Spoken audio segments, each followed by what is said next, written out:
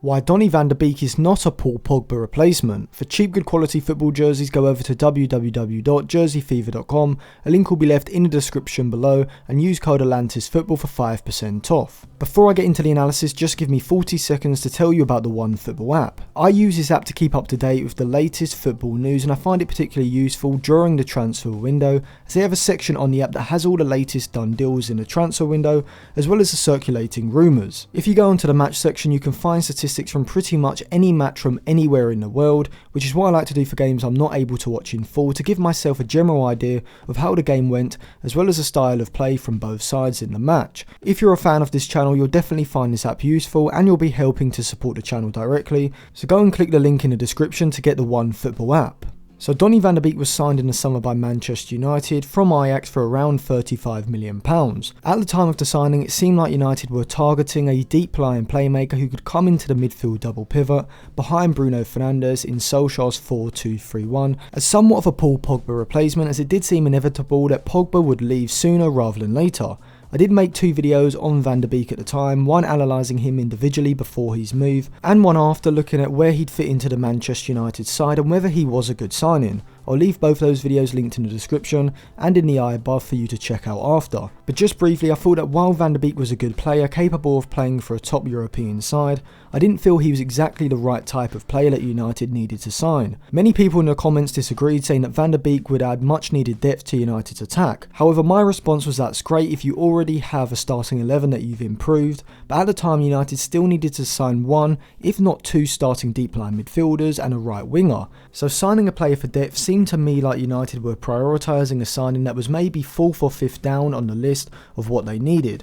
rather than getting the 1st or 2nd on that list. We are now halfway through the season, and I think that if United fans are honest, they have to categorise Van de Beek as a disappointment, considering how quick people are online to use the word flop in regards to players like Werner, Thiago and Havertz. The main problem I see is that United fans really didn't know the type of player Van de Beek was when he signed, and seemed to just have a malleable idea of him and then mould him to that perception into whatever United needed in midfield, which became a deep line creator who could play in a double pivot alongside either McTominay or Fred. But what sort of player was Van de Beek before moving to United whilst at Ajax? Well, at Ajax he did play in a deeper central midfield role on occasion, but more often than not he played as the most advanced central midfielder in a midfield three. Erik ten Hag used a 4-2-3-1 shape at Ajax, with Van de Beek playing ahead of Frenkie de Jong and Lasse Schöne, whilst a double pivot behind him would drop into these deep areas during the build-up phase. As we see McTominay and Fred do for Solskjaer's Manchester United, Van de Beek, like Fernandes, would be positioned higher up the pitch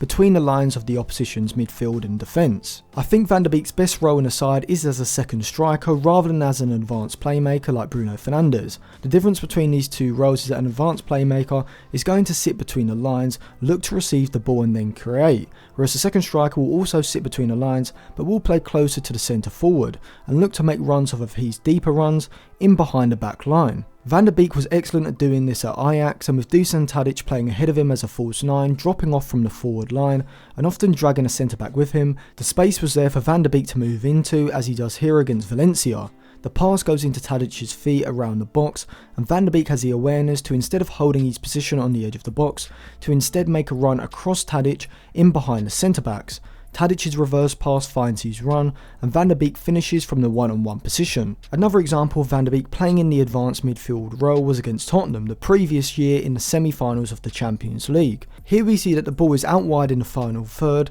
and Van de Beek is positioned in the box. If he were playing in a double pivot in United's 4-2-3-1, he would be positioned outside the box here where Schöne is, and so would not get this opportunity. The ball then moves from Schöne to Ziyech on the edge of the box, and Van de Beek once again has the awareness to adjust his positioning in order to open up a passing lane and retain an onside position. Ziyech is able to find Van de Beek with a pass from where Van de Beek's first touch is perfect, letting the ball roll across his body, and with one touch he's now got a one-on-one shooting opportunity which he slots away past Lloris. Along with his movement in the box, ball control and finishing, his interplay around the box is one of his best attributes. Here in the same game against Tottenham we can see he's pushed up the field in a great position between the lines of the Tottenham system. Instead of holding his position here, he realises that by making a forward run into this position, he is dragging Trippier narrow and opening up the space and passing lane to Tagliafico. Tagliafico receives the ball, and rather than just holding his position in the box, Van de Beek is aware of Tadic's position behind him, so makes a run towards the ball, dragging Alderweireld out of the backline and giving Tadic space. He dummies over the ball, which is perfect, and he receives a 1-2 back from Tadic and is now in a shooting position. If Van de Beek were to be deployed in United's 2 behind Fernandes, then he wouldn't be able to get into these sorts of positions which I have shown, and therefore his top level movement to create space for himself and for others, as well as his ball control around the box and finishing ability, is not being used to its full effect. When playing in these deeper midfield roles, a player needs to either be an industrious ball-winning type like Fred or McTominay, or a deep line creator like Pogba. Van de Beek, while certainly being able to do a job in this position, is not top level. In terms of his creativity, he isn't a top chance creator. This can be seen as last season in the Eredivisie, whilst Hakim Ziyech sat at the top of the key pass table with 4.3 per 90, Van de Beek sat in 30th out of every player in the league with 1.9 per 90. He also doesn't have the long passing ability that say a Paul Pogba has, which is essential in order to switch the play quickly to move the ball into the final third. In the Eredivisie last season, he attempted just 1.4 long passes per 90, only completing 0.8 per 90, the 5th least of any central midfielder who played over 10 games in the league. Van de Beek clearly isn't a ball winner either, as he excels far more when his side have the ball than when they don't, and he would be tasked with winning the ball back. So I would say that Van de Beek is not a deep line midfielder who can play in United's midfield double pivot at the top level, as he lacks the long passing and chance creating ability to be considered a Paul Pogba replacement. However, he is fantastic in terms of his movement and awareness around the box, his interplay, his ball control and finishing ability when he receives the ball in goal scoring positions, which is why I think his best position would be as a central advanced midfielder ahead of a double pivot, but playing more as a second striker than the playmaker role that we see Bruno Fernandes play. Obviously, this does cause a dilemma for Solskjaer, as the only logical way at this point to fit Van de Beek into the system is as a Bruno Fernandes alternative or replacement, but how could Solskjaer fit both Van de Beek and Fernandes into the same side? Well, he could move from a 4-2-3-1 to a 4-3-3 with Fernandes and Van de Beek playing as 3/8